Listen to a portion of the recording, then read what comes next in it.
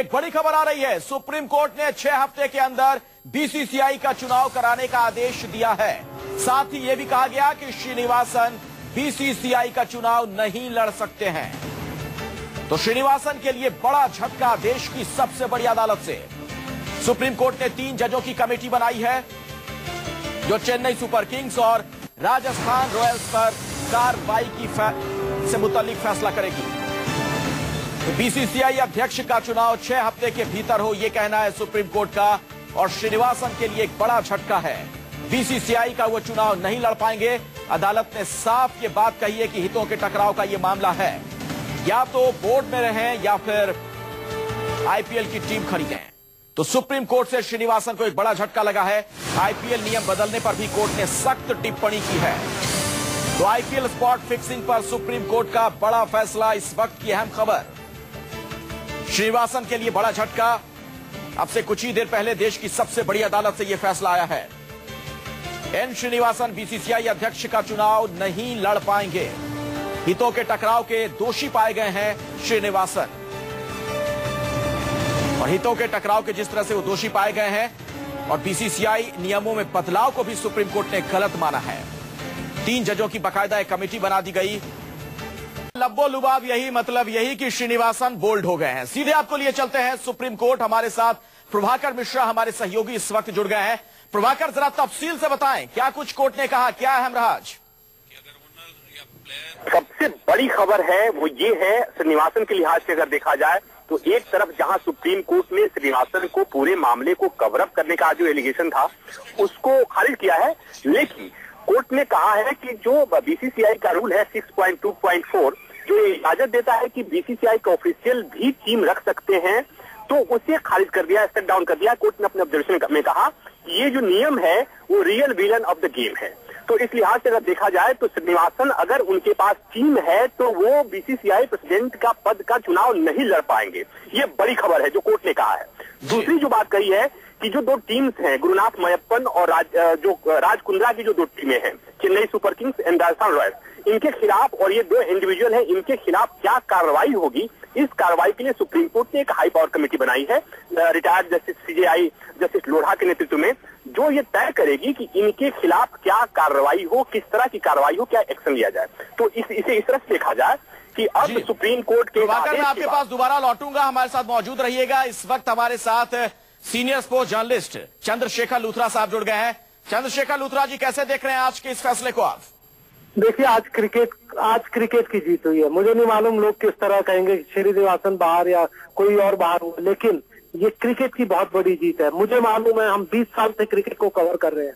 इतना खराब दौर क्रिकेट का कभी नहीं आया जब श्रीनिवासन जैसे लोगों ने अपनी जेबें भरने के लिए क्रिकेट को कॉम्प्रोमाइज करना शुरू कर दिया। आज दोनों जजेस ने बहुत आराम से, बहुत अच्छे अंदाज से जिस तरह से डिलीवर की है जो जजमेंट, ये लैंडमार्क जजमेंट है।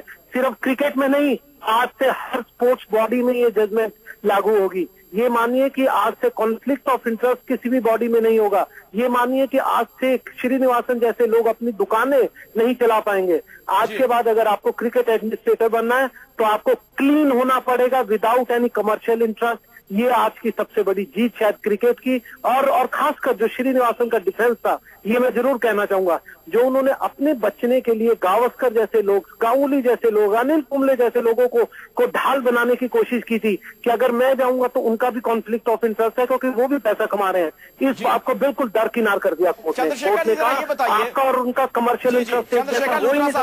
आप क्या कोर्ट परिसर में उस वक्त मौजूद थे जब ये फैसला आ रहा था? जी, मैं बिल्कुल अंदर था। मैंने एक मिनट पूरा कवर किया ये। अच्छा, आप वहां मौजूद थे। जरा मुझे एक चीज बताएं, ये जो कहा गया नियमों में बदलाव को जो सुप्रीम कोर्ट ने गलत ठहराया है, इस बारे में क्या कहा अदालत ने? जरा तफसील से अगर आप बता पाएं। देखिए, बहुत सिंपल सी चीज थी। ये जो 2008 में 6.2.4 जो अमेंडमेंट लाई गई थी, जो कि नियमों में बदलाव था कि जिससे कमर्शियल इंटरेस्ट पहले से ही नहीं था, ये सिर्फ श्रीनिवासन ने अपने फायदे के लिए उस वक्त पे, क्योंकि इनकी चलती थी ट्रेजरर थे, इन्होंने पास करवाया था कि 6.2.4 में except for T20 and champions league, ये दोनों चीजों में किया था कि इसमें 2 में कमर्शियल कर सकते हैं, बाकी में नहीं होगा।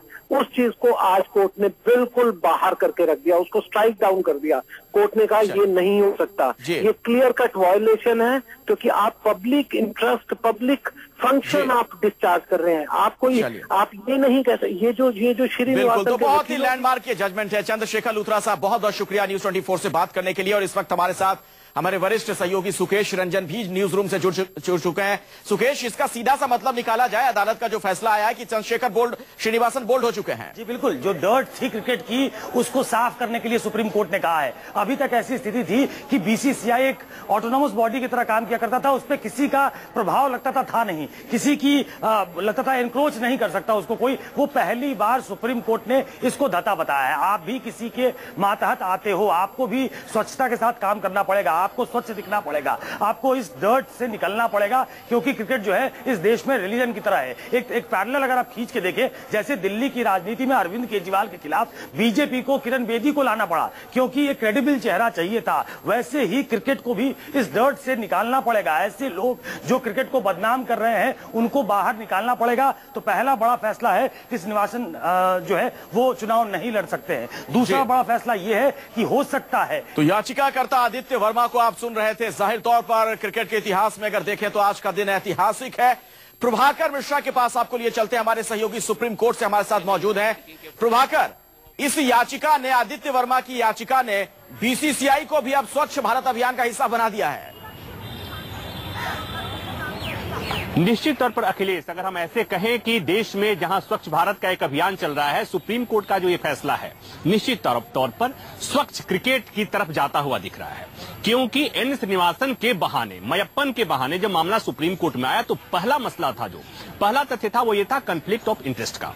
और कोर्ट ने पाया है कि ये कन्फ्लिक्ट ऑफ इंटरेस्ट का मामला बनता है क्योंकि बीसीसीआई अध्यक्ष के पद पर होते हुए एन श्रीनिवासन अगर टीम के मालिक हैं, टीम का मालिकाना हक है, तो ये कन्फ्लिक्ट ऑफ इंटरेस्ट का मामला बनता है। और इसलिए कोर्ट ने बीसीसीआई का जो 6.2.4 जो रूल है उसको कहा कि एक खलनायक है स्पोर्ट्स के लिए और उसे रद्द कर दिया है। पहली बात। दूसरी बात ये कि बार बार एन श्रीनिवासन ये दबाव दे रहे थे, ये कोशिश कर रहे थे कि वो किसी तरह से बीसीसीआई का चुनाव हो और एक बार फिर बीसीसीआई का अध्यक्ष बन जाए।